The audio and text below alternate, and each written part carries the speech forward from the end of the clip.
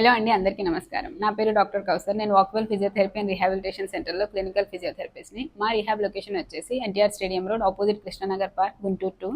So ladies, మీకు ఎప్పుడన్నా ఎవరన్నా అది జస్ట్ పీరియడ్ పెయిన్ మాత్రమే, అంత డ్రమాటిక్గా బిహేవ్ చేయకు అని చెప్పారా? వెల్, ఛాన్సెస్ ఆర్ మీరు మీ లైఫ్లోనే ఒక పెద్ద అబద్ధం వినుండొచ్చు. Because not all the time and not in everybody it's just period pain.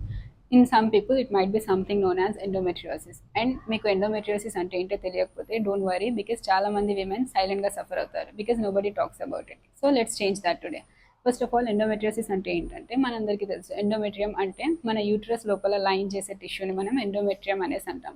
So ఎప్పుడైతే ఈ టిష్యూ అనేది యూట్రస్ లోపల మాత్రమే కాకుండా బయట కూడా గ్రో అవడం స్టార్ట్ అవుతుందో, లైక్ మీ ఓవరీస్ మీద, ఫాలోపియన్ ట్యూబ్స్ మీద, ఇంటెస్టైన్, ఈవెన్ మీ బ్లాడర్ మీద కూడా గ్రో అవడం స్టార్ట్ అవుతుందో, అప్పుడు మనం దాన్ని ఎండోమెట్రియోసిస్ అనేసి అంటాం. And guess what, just like every other one, ఎండోమెట్రియోసిస్లో కూడా బ్లీడ్ అవుతుంది. బట్ ఈ బ్లడ్ అనేది బాడీలో నుంచి బయటికి ఎస్కేప్ అయ్యే ఛాన్స్ లేదు. కాబట్టి ఇది మీ బాడీలో ఎక్స్ట్రీమ్ టైప్ ఆఫ్ పెయిన్స్ని, క్రాంప్స్ని, ఇన్ఫ్లమేషన్, ఈవెన్ స్కార్స్ని కూడా ఫామ్ చేసిద్ది.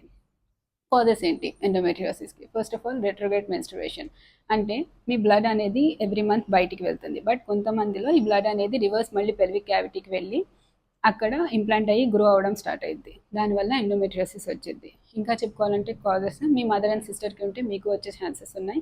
లేదా మీ బాడీలో హై లెవెల్ ఆఫ్ ఈస్ట్రోజన్ ఉన్నా కానీ, లేదా వీక్ ఇమ్యూన్ సిస్టమ్ ఉన్నా కానీ ఎండోమెట్రియోసిస్ వచ్చే హై ఛాన్సెస్ అనేవి ఉన్నాయి. క్యూర్ ఏంటి ఎండోమెట్రియోసిస్కి? పర్మనెంట్ క్యూర్ అయితే ఇప్పటి వరకు ఏం లేదు, బట్ మేనేజ్ చేయొచ్చు మనం, mainly through life style changes వల్ల. హెల్తీగా తినండి, ప్రాపర్ స్లీప్ తీసుకోండి 8 to 9 అవర్స్కి, అండ్ ఎక్సర్సైజ్ చేయండి. బికాజ్ ఎక్సర్సైజ్ చేయడం వల్లనే మీ బాడీలో ఇన్ఫ్లమేషన్ అనేది తగ్గుతుంది. So here's where the physiotherapy comes handy. Because endometriosis అనేది జస్ట్ మీ యూట్రస్ మాత్రమే కాదు, మీ హోల్ బాడీని ఎఫెక్ట్ చేస్తుంది. మీ పెల్విక్ ఫ్లోర్ మజిల్స్ అనేవి టెన్స్ అయిపోతాయి, మీ బ్యాక్ మజిల్స్ సోర్ అయిపోద్ది, ఎనర్జీ తక్కువైపోయింది, అండ్ మెయిన్లీ పెయిన్ అనేది చాలా సివియర్గా ఉండిద్ది. సో టు రెడ్యూస్ దాట్ మనం ఫిజియోథెరపీలో టెన్స్ యూస్ చేయొచ్చు, స్ట్రెచింగ్ ఎక్సర్సైజెస్, హీట్ థెరపీ ఇలాంటివి యూస్ చేయొచ్చు. పెల్విక్ ఫ్లోర్ మజిల్స్ రిలాక్స్ చేయడానికి మనం పెల్విక్ ఫ్లోర్ థెరపీ యూస్ చేసుకుంటాం.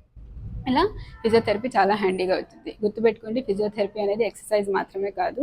ఎండోమెట్రియోసిస్ ఉన్న ప్రతి ఒక్క విమెన్లో వాళ్ళ బాడీని రీక్లెయిమ్ చేసుకోవడానికి, పెయిన్ ఫ్రీగా ఉండడానికి, and to live your life freely despite being diagnosed with endometriosis, physiotherapy చాలా ఇంపార్టెంట్.